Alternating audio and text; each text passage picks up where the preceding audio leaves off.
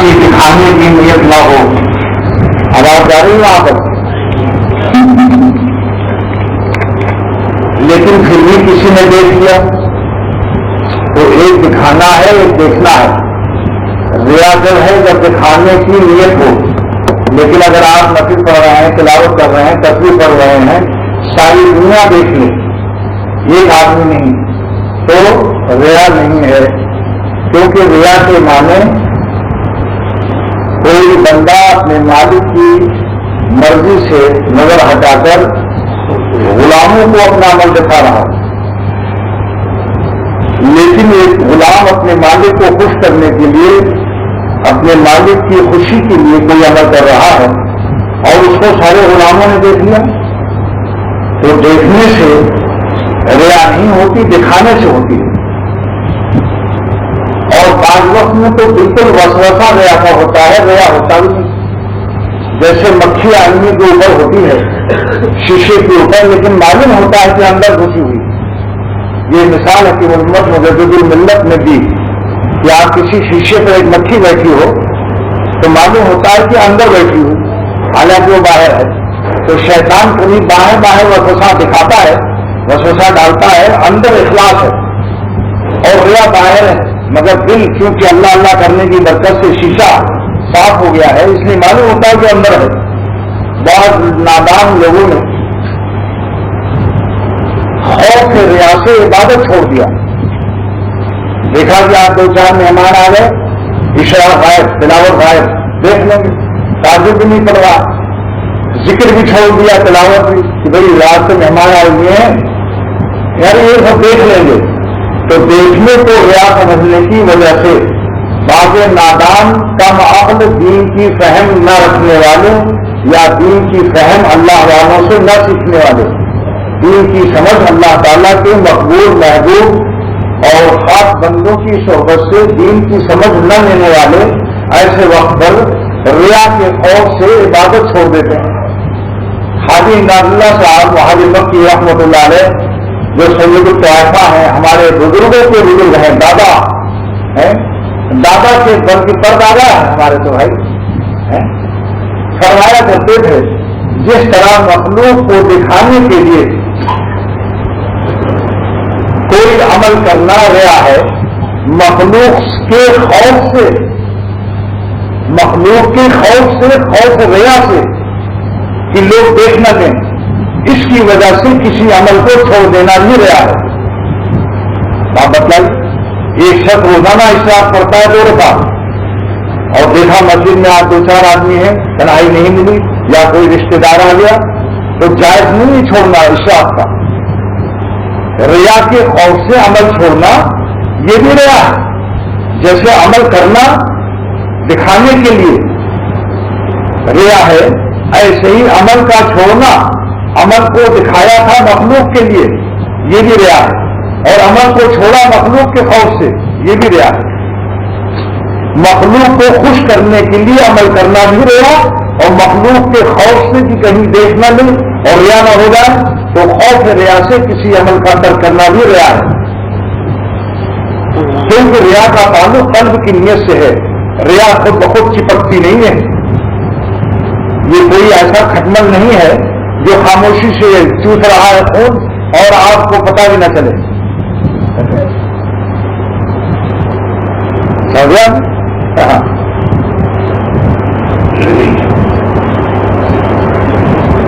مطلب کیا ہوا کہ دل میں نیت کر لیجیے کہ خدا آپ کے لیے عمل کر رہا ہوں بس. کیونکہ ساری مخلوق اگر خوش ہو جائے گی تو ہم کو ایک ذرہ فائدہ نہیں دے سکتی اگر آپ کا یہ فیصلہ نہیں ہوگا. بھائی مسلمان کا عقیدہ کیا ہے کہ اگر اللہ نہ چاہے تو ساری دنیا مل کر کوئی نفع پہنچانا چاہے. حدیث کا مضمون ہے اللہ لا مانع لما اعطیت، اے اللہ جو آپ دینا چاہیں گے ساری دنیا مل کر اگر اس کو روکے کہ یہ چیز اس فلاں کو نہ ملے وہ مل کے رہے گی. لا مانع لما اعطیت کی کیا مانے حدیث کے الفاظ میں. اور فرض نماز کے بعد اکثر آپ یہ دعا مانگا کرتے.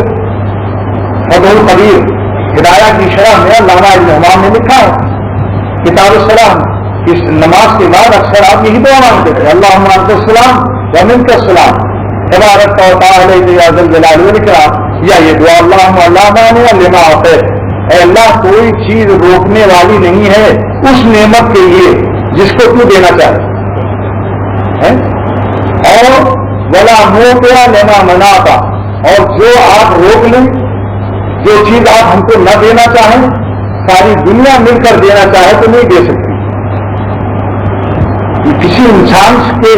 کسی انسان سے کوئی بڑا آدمی نہیں بن سکتا۔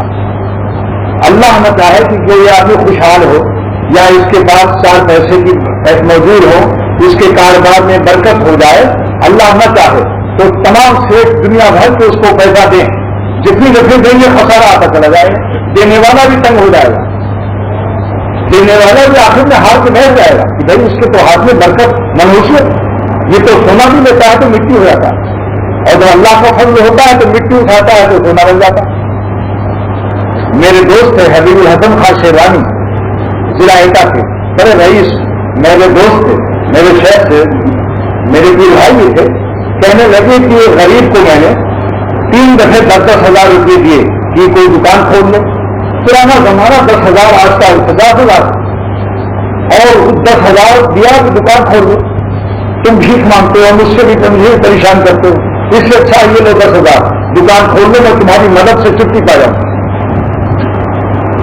تھوڑی دیر میں چند مہینوں کے بعد چاروں تو رقم ڈوب گئی، برکت ہی نہیں ہوئی، تجارت فیل ہو گئی۔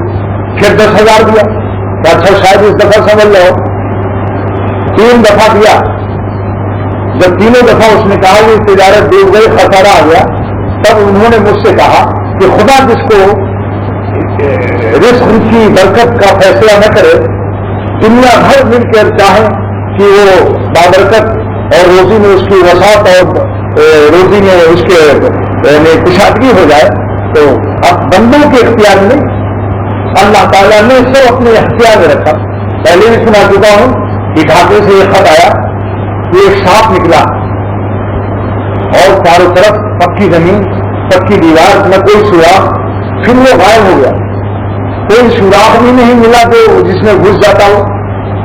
اس کے بعد سے میری دکان میں برکت نہیں ہے، جو کچھ کماتا ہوں روپیہ پیسہ بالکل ہی حساب میں تو برکت معلوم ہوتی ہے رجسٹر میں، لیکن گنتا جب ہو تو کچھ نہیں۔ تو میں نے ان کو لکھا تھا کہ میں نے قرآن پاک میں یہ کہا ہے یکسط الرزق لمن یشاء ویقدر، اللہ جس کی روزی چاہتے ہیں بڑھا دیتے ہیں، جس کی چاہتے ہیں کم کر دیتے ہیں۔ آپ کو خط سے معلوم ہوا کہ روزی کا خزانہ بڑھانا ساتوں کے حوالے کر دیا، اللہ نے اپنا سارا اختیار ساتوں کے حوالے کر دیا۔ بس روتے ہوئے پھر خط لکھا کہ معافی چاہتا، عقیدہ آپ نے صحیح کر دیا۔ تو اصل تو عقیدے کی اصلاح ہے، ورنہ عمل میں تو جان نہیں آئے گی۔ اگر عقیدہ صحیح نہیں ہے تو ایک ہے ہی نہیں ہے، ایک ہوتا ہے تب دائیں طرف نقطہ بنتا ہے تو 10 بنتا ہے، اور ایک بڑھایا تو 100 بنتا ہے، اور اگر ایک نہ ہو نقطہ رکھتے چلے جاؤ۔ اسی لیے کافروں کا عمل وزن میں نہیں آئے گا۔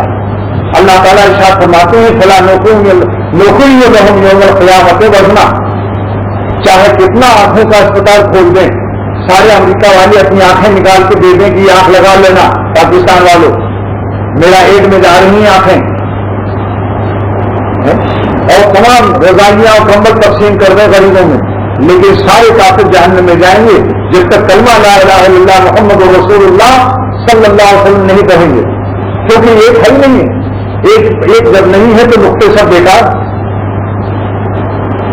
اس کا کوئی وزن ہی نہیں، اور کبھی ایک ہوتا ہے لیکن نقطہ داہنے نہیں لگتا، بائیں لگاتا ہے، بیوقوف داہنے نہیں لگاتا، ایک کے داہنی طرف نقطہ ہو تک نہ 10 بنے گا، وہ بائیں طرف لگا رہا ہے، وہ نقطے بھی بیکار گئے۔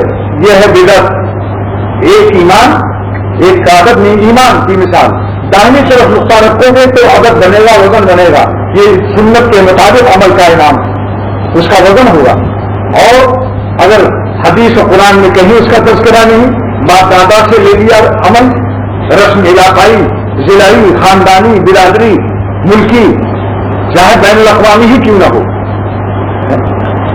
مثلاً ایک شخص امریکہ گیا، سلامتی کونسل میں تمام ملکوں کے بادشاہ آئے ہوئے تھے، وہاں سے کوئی طریقہ سیکھ کرایا وہ چشمہ لگانے کا یا ٹوپی لگانے کا یا کھانے پینے کا ہے، کوئی قدر و قیمت نہیں. عمل تو حضور صلی اللہ علیہ وسلم کی اتباع سنت سے ہوگا. دائیں طرف کا نقطہ وہ سنت ہے اور بائیں طرف کا کیا ہے؟ بدعت ہے، کیونکہ اس کا وزن نہیں ہوگا، اس لیے کہ اس بدعت کی روشنی ہے اول تو اندھیرا ہے، وہ اس کا مدینے سے تعلق ہی نہیں. آپ کہیں حدیث میں نہیں پائیں گے ان اعمال کو سرور عالم صلی اللہ تعالی وسلم کی طریقۂ حیات میں. اور اللہ تعالیٰ فرماتے ہیں کہ میرا نبی ہے نمونہ، فی رسول اللہ اسوۃ حسنہ، ہر معاملے میں میرا نبی نمونہ ہے. اب آپ بتائیے، یہ جو نمونہ آپ کسی لڑکی کو دیں اور آپ کے کرتے کو اس نے 1 سے لمبا کر دیا، آپ نے کہا کہ بھائی نمونے کے مطابق کیوں نہیں چلا؟ اس نے کہا حضور کپڑا پھٹ گیا تھا، کپڑا ضائع ہوتا، میں نے تو آپ کے ساتھ بھلائی کی ہے. ایسی ہی بدعتی بھی کہتا ہے کہ لا الہ الا اللہ پر اذان ختم ہے، ناقص اذان ہے، میں اسی لیے محمد رسول اللہ بھی ملاؤں گا. بتاؤ بھائی اذان کا کلمہ آخری کلمہ کیا ہے؟ لا الہ الا اللہ. مگر ایک آدمی اپنی کھوپڑی سے سوچتا ہے کہ کہیے تو پورا کلمہ نہیں، اس کی نظر اس پر نہیں جاتی جو حضور ہی نے کیا ہے، جس سے ہمیں شریعت کا قانون مل رہا ہے، جن کے نمونے پر ہمیں عبادت اور جینا مرنا ہے، انہوں نے یہی نمونہ دیا. لہذا اپنی عقل یہاں کام نہیں چلے گی کہ لا الہ الا اللہ کے بعد کلمہ بھی پورا کرو، اذان غلط ہو جائے گی یا نہیں ہو جائے گی. لہذا جہاں جیسا حضور صلی اللہ علیہ وسلم نے سکھایا، آنکھ بند کر کے غلامی کر لو اپنے پیارے نبی صلی اللہ علیہ وسلم. ہاں عمل کے بعد اب درود شریف پڑھو، اذان کے بعد درود شریف پڑھنے کا حکم ہے، اس کے بعد اذان کا وسیلہ کی دعا پڑھو، اور اس کے بعد دیکھو کیا انعام ملتا ہے کہ اس کے لیے میری شفاعت واجب ہو جاتی ہے. اذان کے کلمات کا جواب دے، اذان کے کلمات کے بعد درود شریف پڑھے، اس کے بعد اذان کے وسیلہ پڑھے اللہم رب ہذہ الدعوۃ التامہ. ہے تامہ کے کیا معنی؟ کبھی اذان کے کلمات کے معنی بھی پوچھا کسی عالم سے. اللہم کیا معنی؟ اے اللہ رب ہذہ الدعوۃ التامہ، آپ رہ رہے ہیں اس کلمات کے اذان کی جو دعوت ہو رہی ہے، بلایا جا رہا ہے بندوں کو اللہ کی طرف، اسی لیے میں اس کا 2 ترجمہ کرتا ہوں. حی علی الصلاۃ کے کیا معنی ہے؟ آؤ نماز کی طرف، یہ عربی قاعدے کا ترجمہ ہے، لیکن اس کا ایک ترجمہ عاشقانہ بھی ہے. وہ کیا ہے کہ اللہ تعالیٰ اعلان فرما رہے ہیں کہ اے مؤذن تو کہہ دے کہ اے میرے غلاموں جلدی جلدی وضو کر کے تیاری کر لو، تمہارے مالک نے تمہیں یاد فرمایا. کہیے دونوں ترجمے میں فرق آیا کچھ سمجھ میں؟ ایک ترجمہ ہے حی علی الصلاۃ اور بہت قابلیت کے ساتھ ترجمہ ہو گیا اس میں. یہ حیا کیا ہے؟ اسم فعل ہے، دمانے تعال جیتے آؤ، علامانے اوپر، نماز مانے نماز، آؤ نماز پڑھ یعنی نماز کی طرف. یہ ترجمہ گرامر کا ہے قواعد کے لحاظ سے، لیکن اس کے اندر عاشقانہ جملہ چھپا ہوا ہے کہ اے میرے غلاموں جلدی سے تیاری کر لو، تمہارے مالک تمہیں یاد فرما رہے ہیں. مالک اور پالنے والا بھی، اور جس کی زمین پر تم چل رہے ہو، جس کے آسمان کے نیچے رہتے ہو، جس کی سورج کی روشنی کو بغیر دل ادا کیے ہوئے کوئی پاور ہاؤس کا بل کبھی نہیں آتا سورج کی روشنی کا، جس کی آکسیجن ہر وقت لے رہے ہو. آکسیجن کی خبر جب معلوم ہوئی جب چاند پر گاڑی پہنچی اور آکسیجن کی بوتل لیک ہو گئی تو ان کی بھی ہوا لیک ہو گئی، جتنے گئے تھے سب کی روح نکل گئی. تب پتا چلا کہ ایک بوتل آکسیجن کی کیا قیمت ہے. رات دن سو رہے ہو، سانس میں آکسیجن لے رہے ہو، کس نے پیدا کیا ہے آکسیجن؟ یہ ہوا کس نے پیدا کیا؟ پوچھو امریکہ اور روس والوں سے، تمام سائنسدانوں سے پوچھو کہ یہ سمندر اور پہاڑ کس نے لگائے. ایک سائنسدان نے اعلان کیا کہ اگر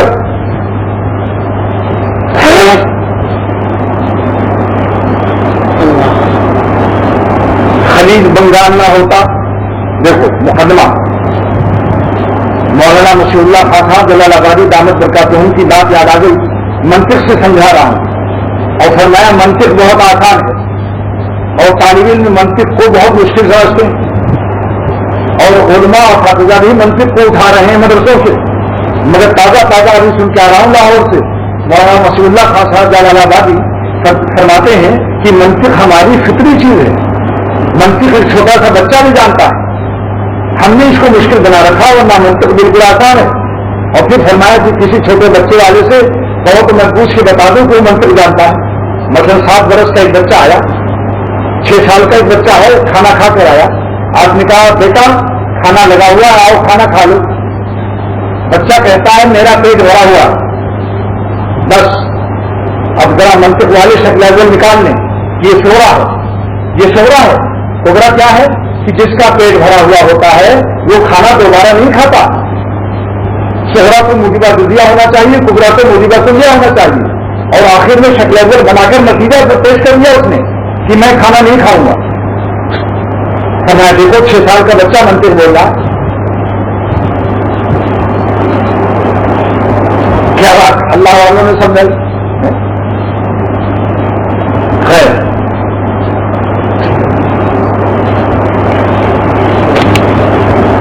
تو ایک سائنسدان نے کہا، وہ مضمون میں نے پڑھا کہ اگر خلیج بنگال نہ ہوتا اور ہمالیہ پہاڑ نہ ہوتا، خلیج بنگال سے مانسون اٹھتی ہے، بادل بنتے ہیں سورج کی شعاؤں سے، سورج کی شعائیں جو سمندر پر پڑتی ہیں خلیج بنگال کی تو بادل اٹھتے ہیں، اس کو مانسون کہتے ہیں۔ پھر وہ مانسون ہوائیں ہمالیہ پہاڑ سے ٹکرا جاتی ہیں، جس کی وجہ سے تمام شمالی ہند وہ ہرا بھرا ہو جاتا ہے۔ اگر ہمالیہ پہاڑ نہ ہوتا تو خلیج بنگال کی مانسون ہوائیں ہندوستان کو پار کر کے سمرقند، آذربائیجان، تاشقند، بخارا میں برستی جو آج کل روس کے علاقے میں ہے، اور شمالی ہند مصر، منگولیا کے ریگستان ہو جاتا، ایک اناج غلہ نظر نہ آتا۔ سب نے کہا واہ واہ کیا سائنسی تحقیق ہے، مگر اس میں ایک ملا بھی بیٹھا ہوا تھا اس سائنس کے بورڈ پر، تحقیقاتی بورڈ پر۔ اس نے کہا آپ نے اس پر تو واہ کہا کہ خلیج بنگال سے مانسون ہوائیں اٹھی، ہمالیہ پہاڑ سے ٹکرائی، اس لیے شمالی ہند جو ہے ہرا بھرا ہوا۔ اگر یہ شمالی ہند پر یہ سارا 2000-2500 میل کا ہمالیہ پہاڑ نہ ہوتا تو خلیج بنگال کی برف، بادل اور مانسون ہوائیں سب جا کر تاشقند میں برستی ہیں۔ تو آپ لوگوں نے سب نے واہ کہا، لیکن آپ لوگوں نے یہ نہیں بتایا کہ خلیج بنگال تمہارے دادا نے پیدا کیا ہے، تمہارے نانا نے ہمالیہ پہاڑ پیدا کیا ہے، سورج کی شعاؤں سے جو مانسون ہوتی ہیں یہ تمہارے نگر دادا نے پیدا کیا ہے۔ نگر دادا یہ پردادا سے اوپر ہوتا ہے، ایک دادا ہوتا ہے پھر پردادا ہوتا ہے، اس کا باپ نگر دادا ہوتا ہے۔ ذرا سائنسدانوں سے پوچھو کہ تم نے یہ بات تو بتا دی، جیسے ملا احمد کی رس ملائی میں کوئی سائنسدان نے اپنا آلہ ڈال دیا مشین، اور اس نے کہا دیکھیے صاحب میں ریسرچ کر رہا ہوں، اتنا فیصد ملائی ہے اس میں، اتنا فیصد چینی ہے، اتنی فیصد اس کے اندر کیا کہتے ہیں فلا بادام ہے، سب تحقیق کر کے ایک دم لکھ کے چارٹ بنا کے دے دیا۔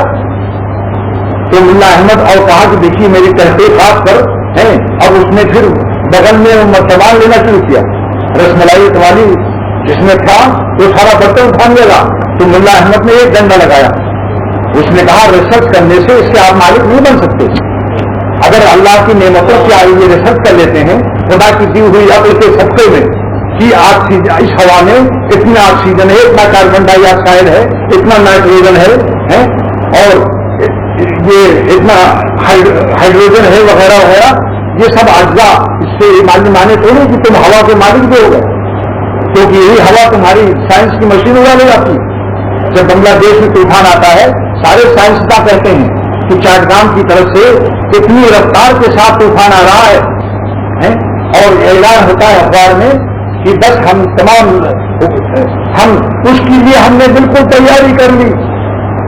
پاکستان میں بھی ایسی اعلان آتا کہ ہم بالکل تیاری کر لیا ہم نے، لیکن وہ جو مشینیں اور مشین والے اور سائنسداں جب طوفان آتا ہے تو ان کی مشین میں اٹھا لے جاتا ہے، اور سائنسداں صاحب کو بھی لے جاتا ہے، جہاں طوفان میں پھنس کر سفینہ ڈگمگاتا ہے وہیں قدر خدا ہونا خدا معلوم ہوتی ہے، جہاں طوفان میں پھنس کر سفینہ ڈگمگاتا ہے وہیں قدر خدا ہونا خدا معلوم ہوتی ہے۔ نازم آباد میں ڈاکٹر ہارٹ اسپیشلسٹ ایک مریض کے قلب کی رفتار شمار کر رہا تھا، اور اس کی انگلیاں اس کے نبض پر اور گھڑی میں دیکھ رہا تھا، اتنے میں اس کا ہاتھ فیل ہو گیا. ڈاکٹر صاحب خرید چلے گئے، دل کے ڈاکٹر خریدی لکھنؤ کا، پھیپھڑے کا اسپیشلسٹ، ایک پھیپھڑا اس کا خود غائب ہو گیا بیماری میں، اور اسی مرض میں مرا جس کا وہ اسپیشلسٹ تھا. اس لیے دوستوں آج سائنسداں کی حقیقت سمجھ لو. ایک شخص ایک بڑھئی کھوٹا ٹھوک رہا ہے، دیوار نے چلا کر کہا ہے اے کھوٹا میرے اندر مت گھس.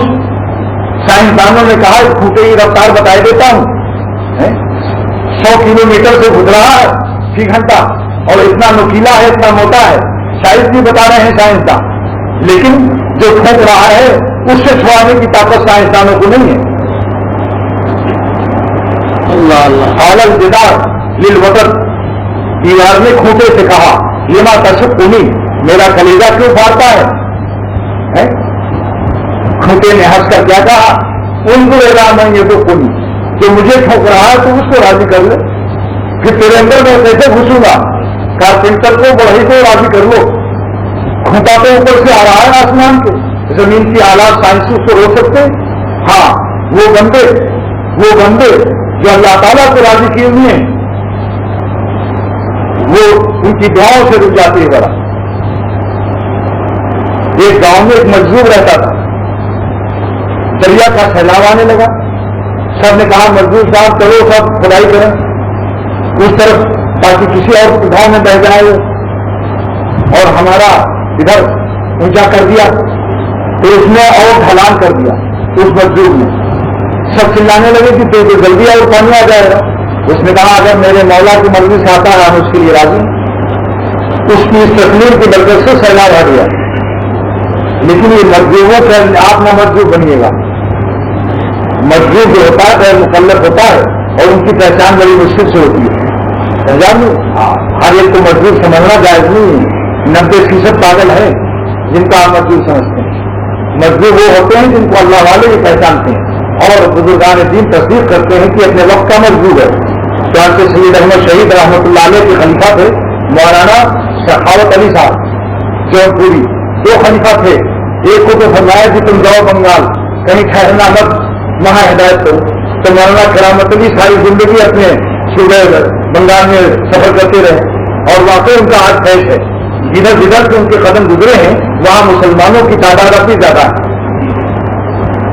دوسرے خلیفہ سے فرمایا مولانا سخاوت علی صاحب سے کہ تم پڑھایا کرنا اور کہیں مت جانا، ایک جگہ جونپور میں بیٹھ جاؤ.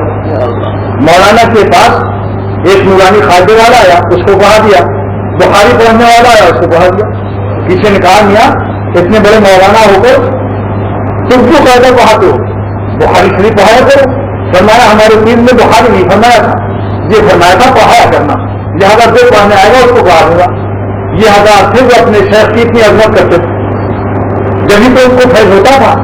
آج تو ہر مرید خود شیخ ہے، جو اس کی دل میں رائے آ گئی ہو تو شیخ کو بھی رائے دے گا. اسی لیے میخ کے میخ بنے ہوئے. شیخ الہند رحمۃ اللہ علیہ کی خدمت میں، حضرت گنگوئی رحمۃ اللہ علیہ کی خدمت میں شیخ الہند تشریف لے گئے. شیخ ہیں، پیر ہیں، 20 میل پیدل جا رہے ہیں. 8-10 میل والے کہتے ہیں صاحب بہت دور ہے. یہ صاحب نے لکھا بھی تھا یہاں پہ کہ تم جب سے گئے ہو کچھ مزہ نہیں آ رہا ہے، اس سے اللہ کی محبت کی باتیں سنوں. گلشن اقبال میں جا کے بیٹھ گئے. شکایت لکھی تھی، ان کی شکایت شعر میں تھی، میں نے شعر میں جواب دے دیا. وہ آپ ان سے سن لیں.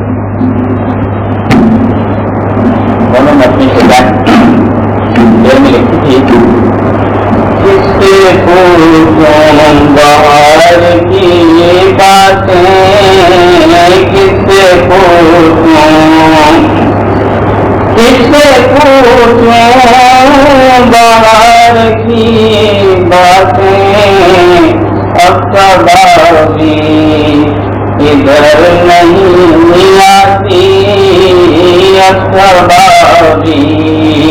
کبھی ادھر سے بولی. میرا جواب سن لیجیے. میرا جواب یہ ہے تم ہی گلشن میں کیوں نہیں آتے، تم ہی گلشن میں کیوں نہیں آتے، جب صبا بھی ادھر نہیں جاتی، جب صبا بھی۔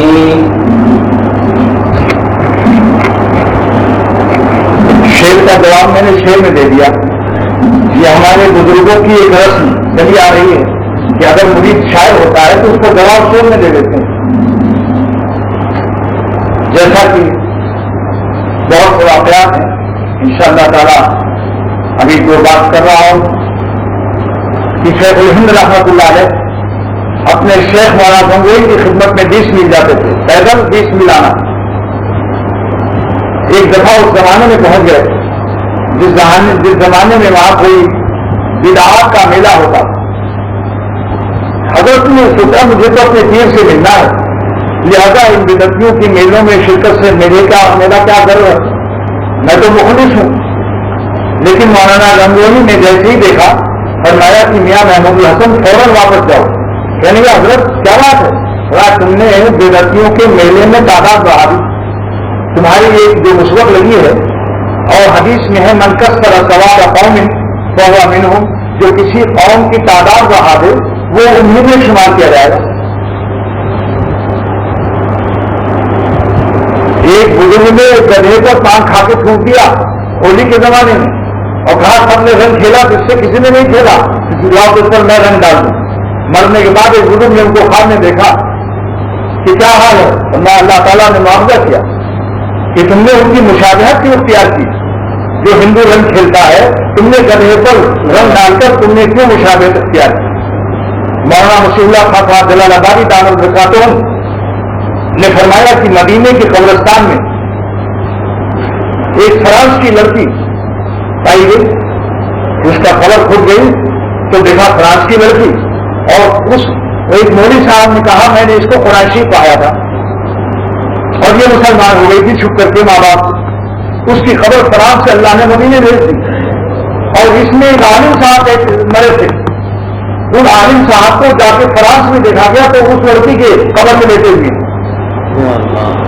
اس عالم کی بیوی سے لوگوں نے جا کر پوچھا کہ اس کا کیا کوئی ایسا گندا عمل تھا جس سے خدا نے مدینے سے اس کو نکال دیا اور فرانس کی مسلمان لڑکی کو یہاں مدینہ بھیج دیا۔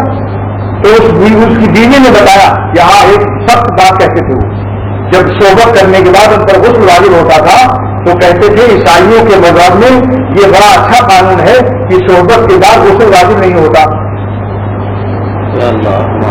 دیکھا پھر مولانا مسیح اللہ خان صاحب جلال آبادی دامت برکاتہم جو لاہور میں اجتماع میں ہندوستان سے ابھی تشریف لائے تھے، حضرت تھانوی کے اکابر پرانے خلفاء میں سے ہیں، 80 سال کی عمر، فرمایا کہ اگر گناہ ہوتا ہے تو کم سے کم گناہ تو سمجھو،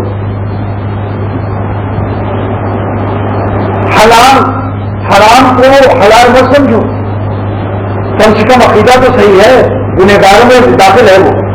اور اگر کسی ایک قانون شریعت کی مذاق اڑا دیا یا یہ کہا وہ ہندوؤں کے ہاتھ کا ہے، عیسائیوں کے ہاتھ کا ہے، یہودیوں کے ہاتھ کا ہے، تو گویا اسلام کے قانون کو اس نے مذاق اڑایا، غیر پسندیدہ قرار دے دیا، غیر پسندیدہ۔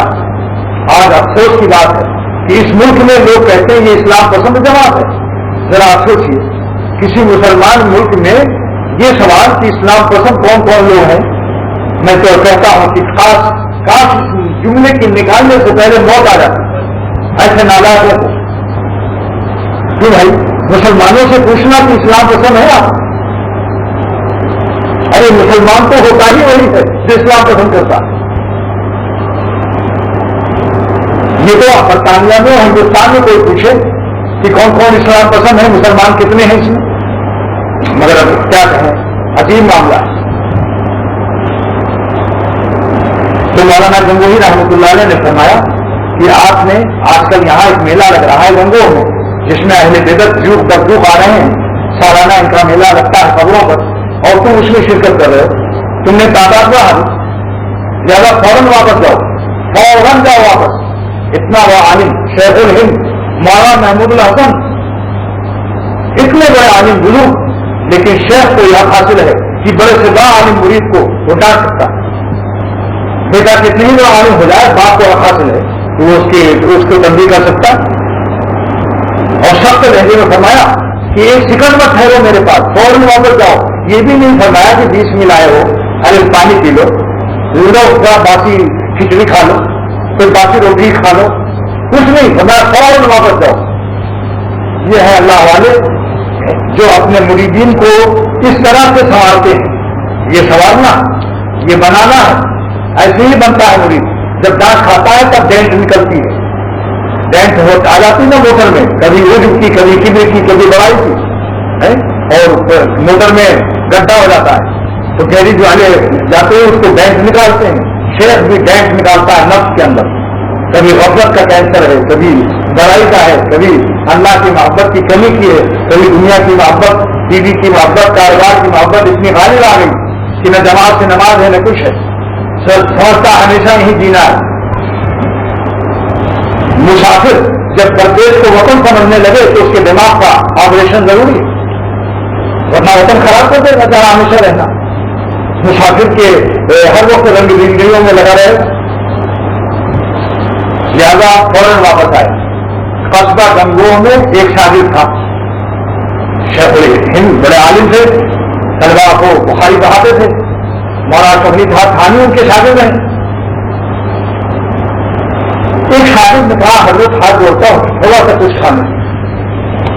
قصبے کے کنارے وہ شخص بیٹھا ہو, ہر شخص اب تھوڑا سا شربت ملے اور تھوڑا سا ایک روٹی اور دان پیٹ نکال لے 20 میل آئے ہو. بتاؤ بھائی ہم لوگ آج کل کے مرید کیا کرتے ہیں؟ فرمایا کہ میرے شہر نے فرمایا فوراً قصبہ خالی کر کے واپس جاؤ. فوراً قلص کیا کہتا ہے, اگر میں تمہارے یہاں کچھ شربت پانی پیوں گا یا کچھ کھاؤں گا تو فوراً کا حق ادا ہوا. کیا شہر دیکھ رہے تھے, بڑا گنگوئی کو دیکھ رہے تھے. یہ ہے اللہ والے. فرمایا کہ اے میرے شاگرد میں 1 منٹ بھی تمہارے یہاں نہیں بیٹھوں گا. میرے شیخ نے فوراً, کیا میرا شیخ جو رہے میں وہ پانی نہیں پلا سکتا تھا؟ کیا میرا شیخ جو رہے میں وہ ہمیں روٹی نہیں پیٹ میں ڈال سکتا تھا؟ ہماری اصلاح کے لیے اور ہمیشہ کے لیے ایک دانت میں ایسا آپریشن ہوتا ہے کہ 100 برس کے تحدث سے اس مقام پر پہنچنا مشکل ہوتا ہے جہاں شیخ کی ایک دانت پہنچا دے. فوراً آ گئے واپس.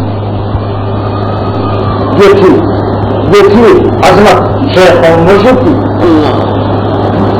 آج تو ذرا سا ڈانٹ دے تو منہ چوہا ہو جاتا ہے.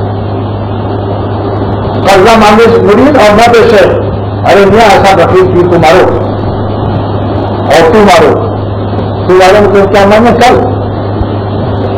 اچھا بغیر ذرا سی ذات میں چاہتے ہیں کہ بس پیر ان کو آلیا بلائے, گلے سے لگائے, تب وہ پیر ہے, ورنہ پیر تو وہ ہوتا ہے جو دل کا پیڑا نکال دے.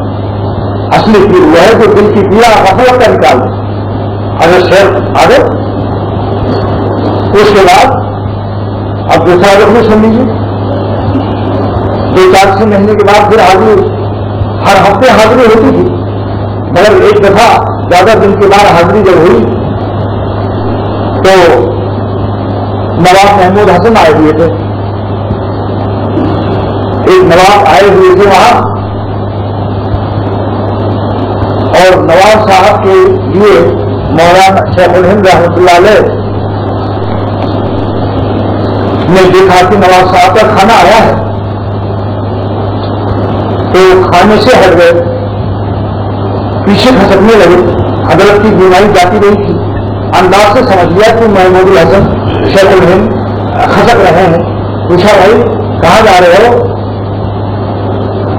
کہنے لگی کہ حضرت نواب صاحب آپ کے ساتھ کھانا کھائیں گے, ہو سکتا ہے مجھ جیسے طالب علم کے ساتھ کھانے میں ان کو تکلف ہو, شرم آئے. حضرت سے تو عقیدت لے کے آئے ہیں تو فرمایا کہ جاؤ میرے ساتھ کھانا کھاؤ.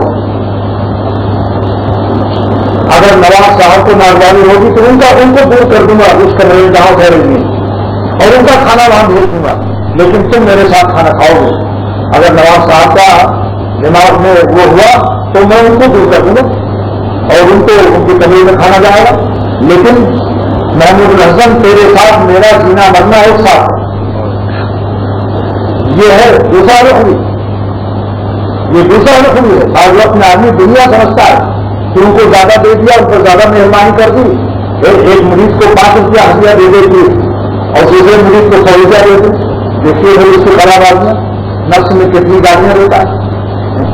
کہتا ہے دیکھ لو بھائی شہر کی نہیں ہے، ایک ہاتھ نہیں.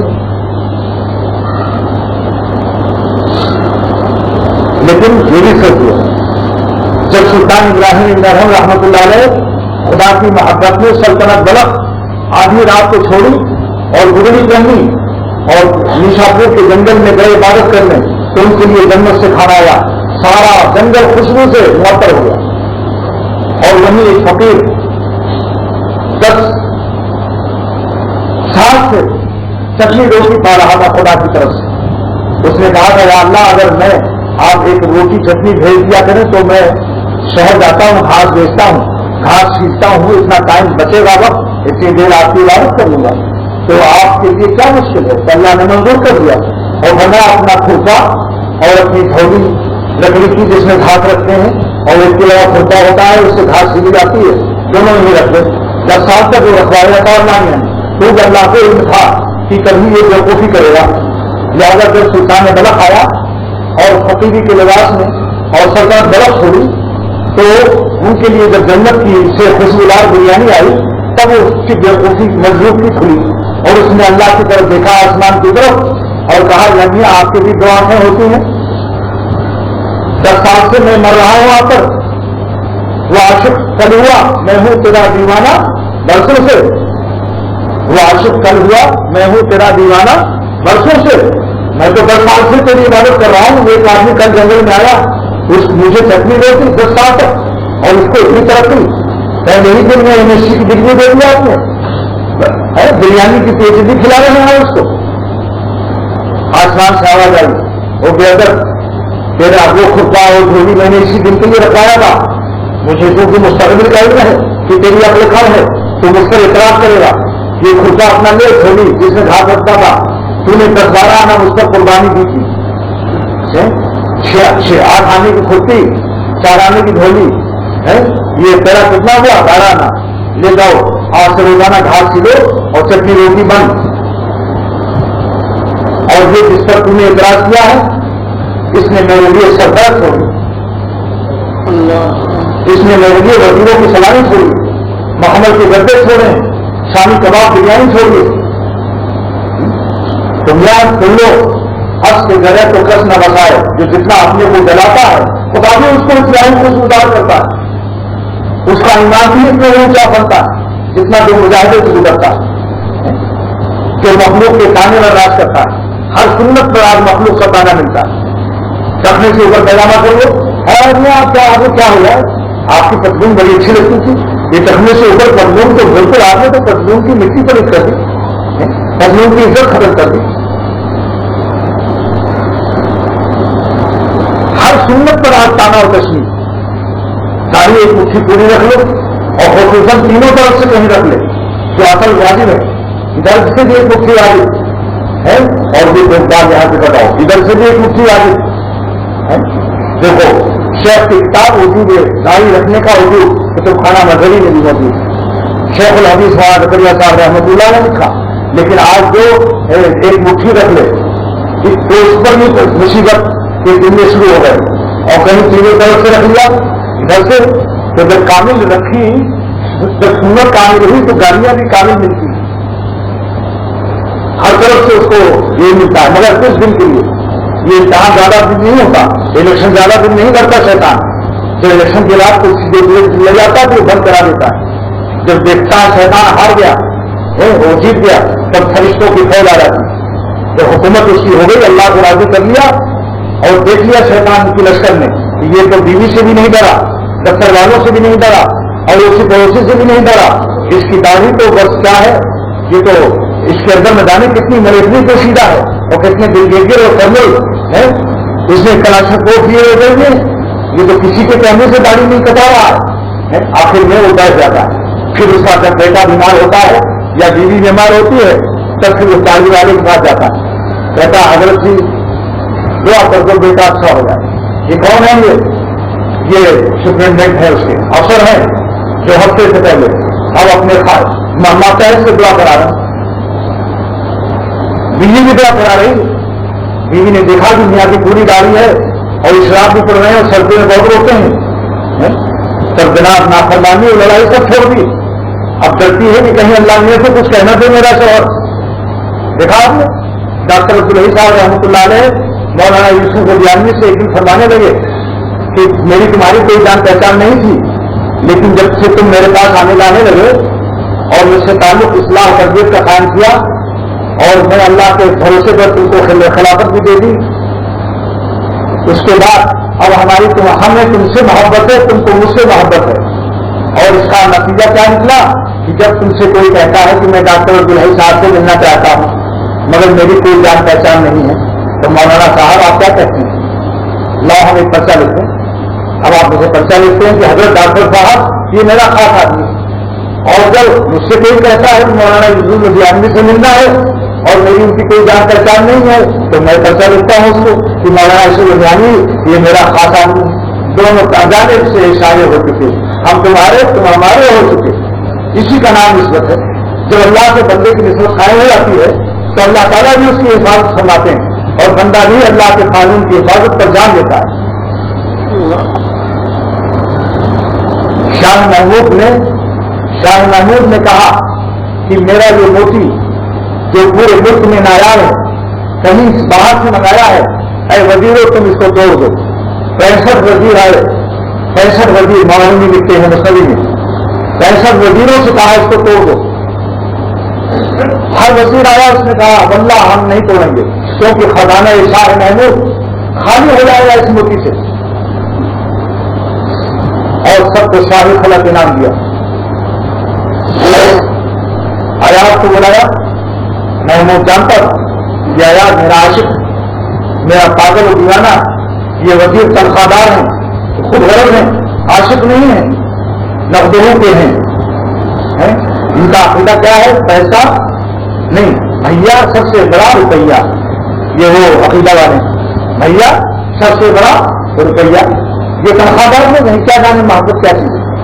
آیات کو بلایا اور کہا آیات 65 وزیروں نے میرا موتی نہیں توڑا اور سب کو میں نے انعام دیا، لیکن میں کس کو حکم دیتا ہوں کہ تو یہ شاہی موتی توڑ دے.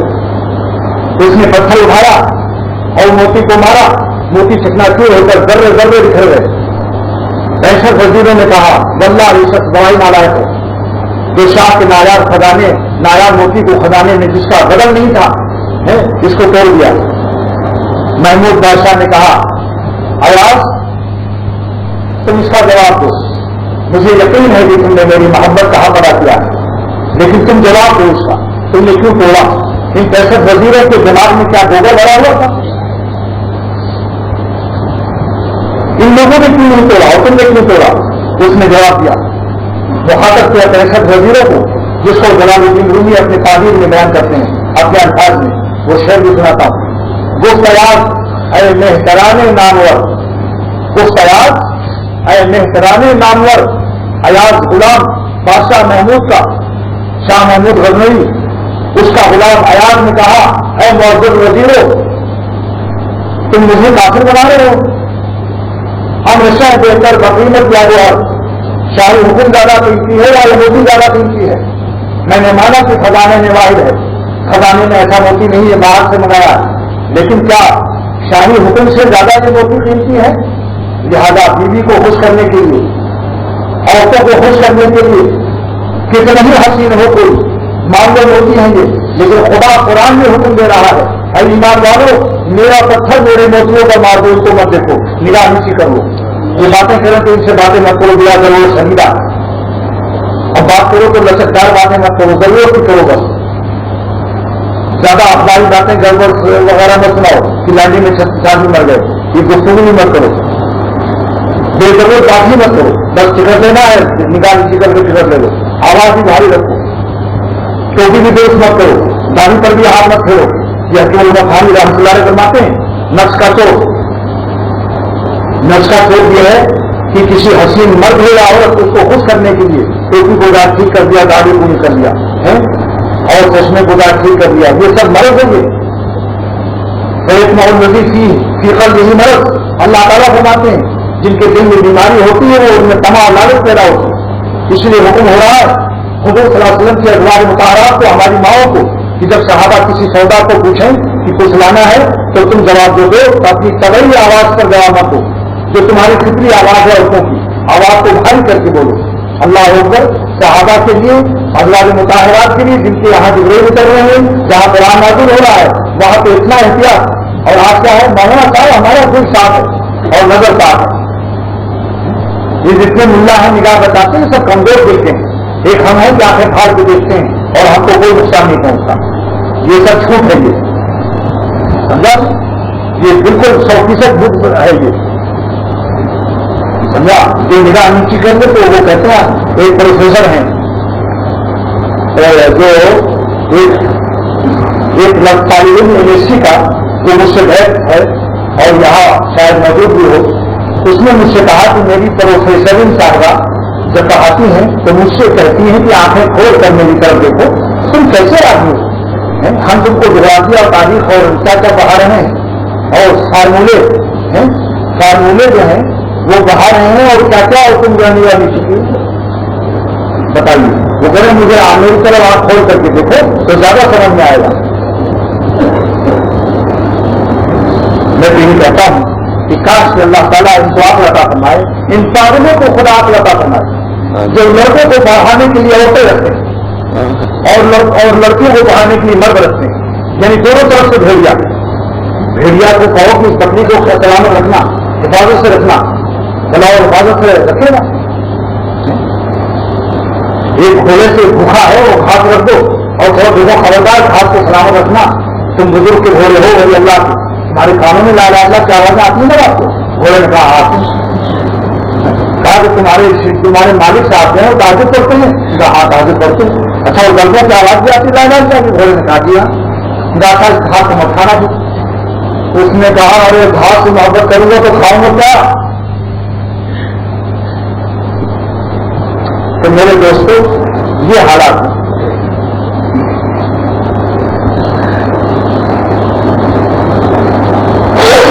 دیکھو اس آیات نے حق ادا کر دیا، اس آیات نے حق ادا کر دیا۔ مولانا جی آگے فرماتے ہیں، مولانا جلال الدین رومی فرماتے ہیں کہ دیکھو برگزادہ دوست کے شیشے پر سنگے دوست کا پتھر دوست کے شیشے پر مار دو، شیطان کتنی کہے ارے ایسی پیاری شکل، اس سے باتیں کیسے بھاری کروں، ہمیں یہ نرمی سے بات کرنی چاہیے ورنہ کہیں ملا میرا خلاف ہوتے، لیکن معلوم فرماتے ہیں دیکھو اللہ تعالیٰ کا حکم ہے برگزادہ دوست کے شیشے پر دوستی ہی کا پتھر مارو، اگر وہ حکم دے دیتے کہ دیکھو تو ہم دیکھ لیتے، لیکن ان کا حکم نہیں ہے نہ دیکھو، حکم یہ کہ مت دیکھو، چاہے ان کا دل ٹوٹے چاہے تمہارا دل ٹوٹے، دونوں موتی ہیں، تمہارا دل ٹوٹ گیا موتی ٹوٹ گیا، چاہے اللہ کے حکم سے ٹوٹا، لیکن ٹوٹے ہوئے دل میں اللہ ہوتے ہیں، اسی لیے جب اس کو ترقی ہوتی ہے۔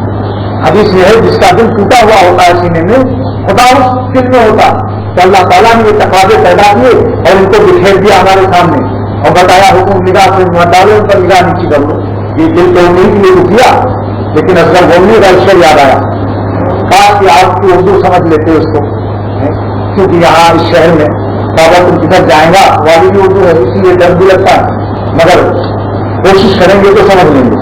شاید اصغر بولنی جلد کا استاد کہتا ہے کہ لذت درد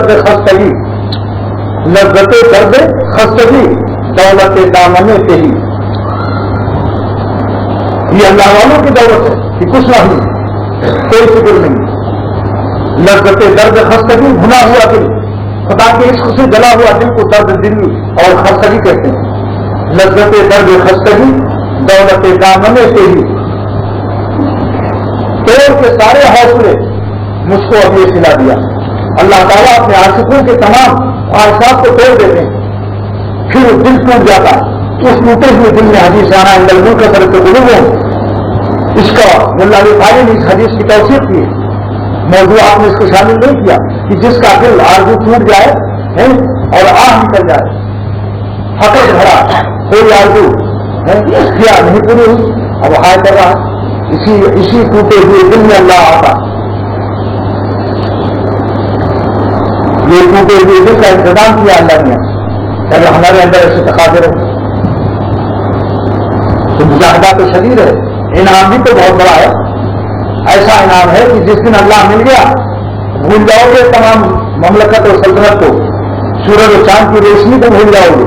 وہ جو سورج و چاند کو بھیگ دیتا ہے روشنی کی ہے، جس کے دن میں خود آتے ہیں تو کیا عالم ہوتا ہے. ہاں کیا پیارا خواجہ صاحب نے شعر فرمایا، یہ کون آیا کہ دھیمی پڑ گئی لو سما محفل کی. یہ کون بات آج میرے دل میں آ گیا، یہ کون بات اللہ دل میں لگایا کہ سارا عالم بے نور میں ہو رہا، صبح کے چاند کی روشنی پھکی والے. یہ کون آیا کہ دھیمی پڑ گئی لو سما محفل کی، پتنوں کے اگر ہونے لگی چنگاریاں دل. اور تمنا ہے کہ اب ایسی جگہ کہیں کوئی کہیں ہوتی، اکیلے بیٹھے رہتے یار ان کی دل نشیں ہوتی. دفتروں سے چھٹی پا کر، اپنے دکانوں سے چھٹی پا کر، کاروبار کی مصروفیات سے چھٹی پا کر، بیوی بچوں سے الگ ہو کر ذرا 10 منٹ بیٹھ جاؤ اللہ کے پاس. چاہے گھر سے نہ بھاگو، گھر ہی میں رہو مگر مسلح بچھا لو، کابابو ہو جاؤ تاکہ کوئی تمہیں بلا نہ سکے. 10 منٹ ذرا تنہائی میں اللہ کے ساتھ رہنے کی عادت ڈالو اور اللہ کا نام لے کر دیکھو کیا ملتا ہے. آہستہ آہستہ ملتا ہے. مگر لڑکا روزانہ نہیں پڑھتا تو ہے پتا نہیں چلتا. اب کوئی شخص اپنے بیٹے کو روزانہ پیتا لگائے آج کتنا بڑھا، کتنا بڑھا، کتنا بڑھا تو کیا ہوگا معلوم ہوگا. 5-6 مہینے کے بعد معلوم ہوگا دل کی دنیا بدلی ہوئی ہے، اللہ کا نور دل میں آ رہا ہے. اور کہاں سے کہاں پہنچا وہ ان کا رفتہ رفتہ بندے بیدار ہوتا ہے. محبت کے اسیروں کا یہی انعام ہوتا ہے. آہستہ آہستہ اللہ تعالیٰ کا ہوتا چل رہا تھا. اتنا قریب ہوتا ہے، اتنا قریب ہوتا ہے. اللہ پاک فرماتے ہیں میرے بندے نوازوں کے ذریعے سے اتنے مقرر ہو جاتے ہیں کہ میں ان کی آنکھ ہو جاتا ہوں، میری آنکھ سے دیکھتے ہیں. میں ان کے کان ہو جاتا ہوں، میرے کان سے سنتے ہیں. میں ان کا ہاتھ بن جاتا ہوں، میرے ہاتھ سے پکڑتے ہیں. کیا شان ہے، کیا شان ہو جاتی ہے اللہ کی. یہ ہے مرنے کے بعد لے جانے والے. اور دیکھتا ہوں جس میں لوگ کما کے آج مجھ کو پاؤ دے رہے ہیں اور کئی کوئی بلڈنگ بنا کے بیٹھے ہوئے ہیں. مرنے کے بعد جب جنازہ اترے گا پوچھے گا آپ سے کہ شیخ صاحب کتنا مال لائے نیچے، کتنے ٹیلی فون کے لائے ہو نیچے، کتنے صوفے اور قالینیں لائے ہوئے یہاں نیچے. وہ دن کو یاد رکھو. یہ قالینیں کئی قسم کی ہیں. بعض لوگ تو واقعی قالین بچھائے ہوئے ہیں اور بعض مسکین ہیں، فقیر ہیں، مگر نامحرموں کو دیکھ کر حرام نظروں کے ذریعے سے آنکھوں میں قالین بچھا رہے ہیں. وہ آنکھوں میں خان کباب گھسڑ رہے ہیں نامحرم عورتوں کو دیکھ کر. وی سی آر کیا کیا بنائے آج کل چلی ہوئی ہیں، ٹی وی وی سی آر کی فلمی گانے. میرے دوستوں جنازے کو ہر وقت سامنے رکھو. اکثر ذکر حاضم اللذات حضرت جلالہ بھاری دامت القادروں نے لاہور میں حدیث گئی تھی کہ کثرت سے موت کو یاد کرو، یعنی موت اس سے آنکھیں کھل جائیں گی، دل کا دم دور ہو جائے گا، دنیا سمجھ میں آ جائے گی. یوں تو دنیا دیکھنے میں کس قدر خوش رنگ تھی. میرا شعر ہے یوں تو دنیا دیکھنے میں کس قدر خوش رنگ تھی. قبر میں جاتے ہی دنیا کی حقیقت کھل گئی. جب قبر میں جنازہ ہوتا تو معلوم ہوا بیوی سے آدھا دن کے لیے مرتے تھے، وہ بھی گھر میں بیٹھ گئے اور دوسرے شادی کی فکر لگ گئی، دوسرے شہر کی تلاش شروع ہو گئی. ایک صاحب لاہور میں میرے کی بھائی جب بیوی میں انتقال کیا، اولاد نہیں کی مگر شدید محبت تھی ان کو، اتنی شدید تھی کہ بیوی کے مرنے کے بعد روزانہ قبر پر 1 گھنٹہ بیٹھتے تھے اور بڑے اثر تھے وہاں سے. 1 گھنٹے سے کم نہیں بیٹھتے تھے روزانہ، تب جا کر ان کو تسلی ہوتی تھی. اور اس کی چادر اور اس کا بستر، اس کا ایک ایک چیز ویسے ہی بچھا رہی ہے. گھر میں کوئی نہیں علاقت تھی. روزانہ اس کے بستر کو دیکھ کر، اس کی چارپائی کو دیکھ کر، اس کے کپڑوں کو دیکھ کر تسلی دیتے اور 1 گھنٹہ قبر پر بیٹھتے. بزرگوں نے مشورہ دیا کہ دوسری شادی کر لو، جائز ہے سمجھو. لہذا اللہ کی شان کی 40 سال کی ایک لڑکی میرے پاس ہندوستان سے آئی اور اس کا کچھ رشتہ اس سے ہوتا تھا، وہ رشتہ لگ گیا، شادی ہو گئی. اب میں نے اس سے معلومات کیا تو معلوم ہوا کہ اب اپنا خبر پر جاتے ہیں اور چادر بھی بدل گئی.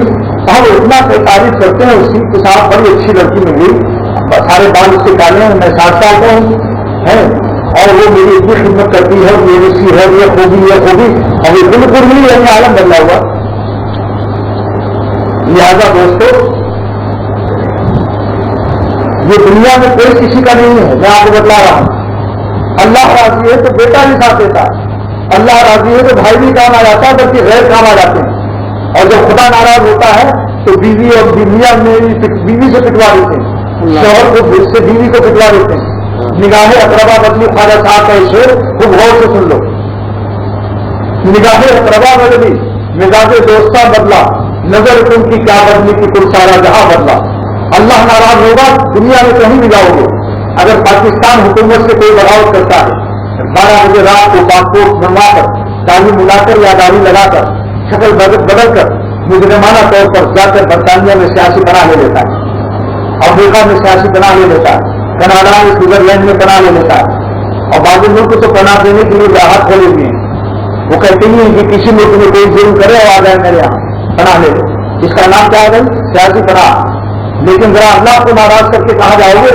جہاں جاؤ گے ان کی زمین، جہاں جاؤ گے ان کا آسمان، جہاں جاؤ گے ان کا ملک ہے، لہٰذا کہیں پناہ کوئی نہیں دے سکتا۔ خدا کسی جب ناراض ہو جائے، کافروں کو قیاد مت کرو، ان کو کوئی بھیج ملی ہوئی ہے۔ مسلمانوں کو اللہ تعالیٰ کیونکہ اپنے بن چکے ہیں، لہذا ان کے ساتھ فوراً تنبیہ ہوتی ہے، فوراً تنبیہ، نقد تنبیہ۔ جتنا زیادہ مقرر ہوتا ہے، جو جتنا زیادہ اللہ کا پیارا ہوتا ہے، اتنی اس کو جلد سزا دیتے ہیں۔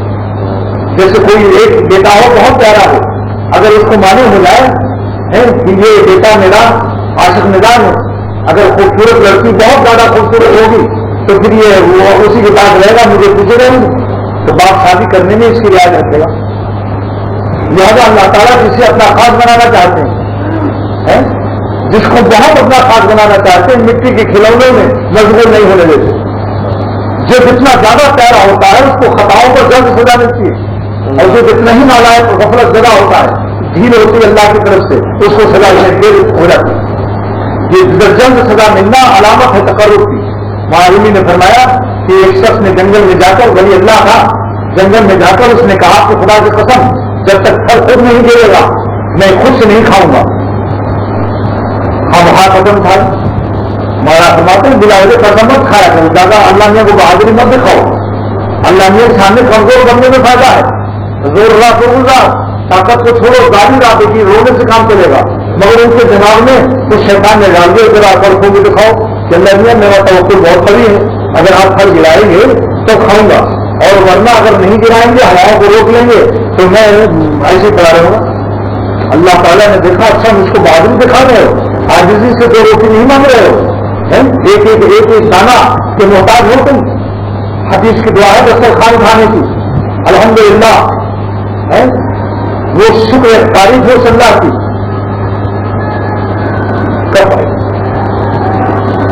اس اللہ کی تعریف ہے اور میں جس نے ہم کو کھلایا پلایا اور دسترخوان اٹھا رہا ہوں، ہمیشہ کے لیے نہیں، غیر معدن، ہمیشہ کے لیے رخصت نہیں کر رہا ہوں، ولا مستغنی بنا، میں اس دسترخوان سے کھانے سے مستغنی نہیں ہوں۔ کیا ہوا؟ جنگل میں جب 3 دن بھوک لگی تو پھر پھل توڑ کے کھا لیا، قدم توڑا۔ نتیجہ کیا ہوا؟ کچھ مرید ان کے کچھ ڈاکو ان کو جانتے تھے، اندھیری رات میں آئے اور ایک ہاتھ میں پیر کاٹ دیا ان کا، ایک ہاتھ میں پیر کاٹ دیا۔ دیکھا ایک آدمی بیٹھا ہوا، ڈاکو حالانکہ جانتے تھے ان کو، اندھیرے میں پہچانا نہیں، ان کی بزرگی پہ وہ بھی وہ تو کچھ ہے مگر اندھیرے میں پہچانا نہیں ان کو۔ لہٰذا کیا ہوا کہ ایک ہاتھ کاٹ دیا، ایک پیر کاٹ دیا۔ صبح تھانے میں چلا ہوں، تھانے دار میں مریض تھا، ڈاکوؤں کو جمع کیا اور ہنٹر اٹھایا اور اس نے کہا حضرت حکم دے آپ کو ان کی کھال اتار دوں گا۔ میرے شیخ بزرگ کے ساتھ ایسا معاملہ کیا؟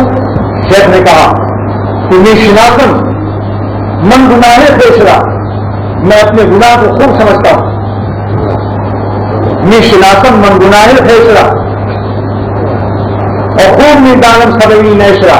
یہ جو بچھو نے یہ جو درد مجھے مارا، ان دانتوں نے مجھے ستایا، یہ میں نے عہد کیا تھا، اس عہد کو میں نے توڑ دیا، لہٰذا یہ اس کی سزا ہے، آپ ان کو چھوڑ دیں، معاف کر دیں، ان کا قصور نہیں۔ تو میرے دوست کو اللہ تعالیٰ سے تعلق قائم کرنا، اس کو باقی رکھنا، اس کے لیے ضرورت ہے تقویٰ کی، اس کے لیے ضرورت ہے صحبت اہل اللہ کی، ان کی برکت سے سمجھ ملتی ہے۔ حضرت مولانا نصر اللہ خان صاحب جلال آبادی دامت برکاتہم نے فرمایا. اس لیے ان کی بات نقل کر رہا ہوں کہ میں لاہور سے لا رہا ہوں یہ مال. ابھی جو 3 دن کا اجتماع تھا اختر جمعے کو شام کو گیا تھا تیزگام سے اور کل لایا 11 بجے. تو وہاں پتہ نہیں تھا کہ امت کے خلیفہ حضرت مولانا نصیر اللہ خان صاحب جلال آباد تھانہ بھون سے قریب ہے. ان کو میں نے وہاں بھی دیکھا تھا پہلے ہندوستان میں بھی. آئے تھانہ بھون 2 رکعت پڑھی حبیب نادلہ صاحب کے حجرے میں, 2 رکعت پڑھی حکیم محمد خانی کے حجرے میں, قالینیں بچھی ہوئی ہیں, اور پھر آنکھوں سے دیکھا کہ یہ اللہ والے کیسی برکت میں اٹھتے ہیں کہ ان بزرگوں کی مسلط پر نماز پڑھنے کو بھی اپنے لیے برکت سمجھتے ہیں. حضرت نے فرمایا کہ دیکھو اسلام ہے بغیر شیخ کے نہ عبادت سے ہوتی ہے نہ علم سے ہوتی ہے. اسلام شراب چھوڑنا آسان کیونکہ خاندان بھی تانا دے رہا ہے, جاننے والے بھی تانا دے رہے ہیں, برادری بھی بائیکاٹ کی ہوئی ہے, شرابی ہے. شراب چھوڑنا آسان ہے. کبھی مخلوق کے ڈر سے خاندانی شرافت اور بدنامی سے بھی خوف سے چھوڑ دیتا ہے. لیکن تکبر کا نشہ, اپنے کو بڑا سمجھنے کا نشہ شراب سے زیادہ آرام ہے. لیکن اس کا پتہ خود اس کو نہیں معلوم. وہ تو اہل اللہ ایکسرے کرتے ہیں تب پتہ چلتا ہے کہ اس کے اندر بڑائی کا نشہ آ گیا ہے. یہ بات مولانا نصیر اللہ خان جلال آبادی کی ہے. فرماتے ہیں شراب حرام ہے مگر تکبر اس سے زیادہ حرام ہے. کیونکہ شرابی اپنے کو حقیق سمجھتا ہے, اس کو کہیں شراب سے پیدا نصیب ہو سکتی ہے. تکبر والا مریض جب تک اہل اللہ کی صحبت نہ پائے اسے اپنے مرض کا بھی پتہ نہیں چلتا. ہر اقدام کو بالکل صحیح سمجھتا ہے. جتنا بھی ظلم کرے وہ سمجھتا ہے سب صحیح ہے. جھوٹ بولو وہ بھی حرام, کسی کی پٹائی کر دو وہ بھی حرام, جو چاہو کسی پر قبضہ کر دو سب جائز. تکبر کا نشہ شراب کے نشے سے زیادہ خطرناک ہے. پھر حضرت مولانا رسول اللہ خان صاحب جلال آبادی دعوت بتاتے ہوں گے بڑی عمدہ بات فرمائی کہ شیطان نے 2 سبق دے دیا. شیطان مضبوط تو ہوا لیکن قیامت تک کے انسانوں کو 2 سبق دے دیا. خرچہ نہیں دیا وہ مل گیا, ورنہ اس سے خیر کہاں خیر ملتی ہے. جو خرابہ شر ہو مگر اللہ تعالیٰ چاہتے ہیں تکمیلی طور پر کسی کا شر, جیسے کوئی آدمی سنچیا کھا کے مر جائے تو دوسروں کو تو خیر مل جاتی ہے کہ بھئی ہم نہ کھائیں گے. حالانکہ کھایا اس نے مرا وہ, لیکن سنچیا سے وہ تو مرا تو چاہے سنچیا کھانا اچھا ہے تو برا, لیکن سبق دوسرے کو مل گیا. تو شیطان خود تو محدود ہوا لیکن اس سے 2 سبق مل گیا. ایک تو عبادت کرنے والوں کو سبق ملا کہ دیکھو عبادت کا نشہ اگر تمہیں آ گیا ہے تو مجھ سے زیادہ عبادت تمہاری نہیں ہو سکتی. شیطان کہہ رہا ہے بدوان حال, شیطان نے کتنے لاکھوں سال عبادت کیے, شیطان نے لاکھوں سال عبادت کیے, 9,000 سال تو آپ سنتے ہی آئے, مگر مولانا کے الفاظ بھی تھے 1000 سال. جب سجدے میں سر مارا تو کیا مارا, لیکن لاکھوں کا لفظ مولانا کے منہ سے نکلا. کیا ہے عبادت کرنے والوں, اشراق اور تعبیر تہجد پڑھ کر زیادہ تصویر پڑھ کر اپنے کو بارہ سمجھنا. میں نے بڑی عبادت کی تھی لیکن تکبر کے نشہ سے محدود ہوں اور آپ سب کو سکھایا جا رہا ہے. اور کرو اور باللہ من الشیطان الرجیم, بنا مانتا ہوں میں اللہ کی طرف سے اس مردود شیطان سے. ایک سبق تو عابدوں کو دے گیا, صوفیوں کو دے گیا, عبادت کرنے والوں کو دے گیا جو بڑی گرمیں لگاتے ہیں اور ذرا سی دیر میں شیطان کا